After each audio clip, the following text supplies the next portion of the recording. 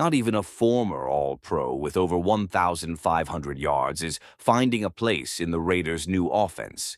His name is big. His resume is respected. But the front office's response was straightforward. We don't need him. But what changed in Las Vegas that one of the most productive runners of the last decade was simply ignored? The answer lies in what insiders are calling a backfield renaissance, and you'll understand now why he was left out of this bold new plan. Nick Chubb, once one of the most feared running backs in the NFL, is on the market. And while his name still carries weight, his current situation shows how quickly the dynamics of the league can change. 2 years ago, Chubb was rushing for over 1,500 yards and racking up touchdowns for the Browns.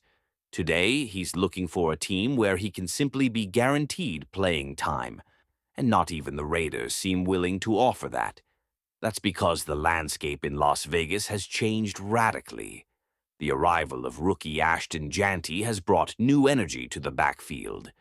The youngster has been widely praised in training, with inside sources already describing his performance in OTAAS as off the charts.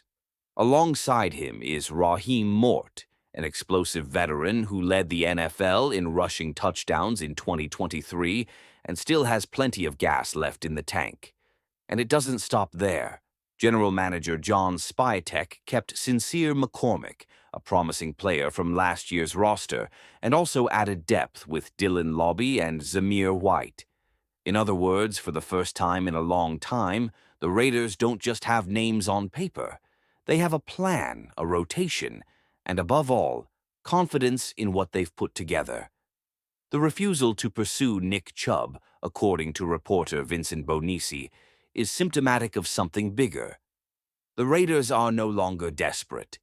They don't need to chase veterans to fill holes. They believe they have the future of the position in their hands and that it starts this season. Of course, things can change between now and the start of the season.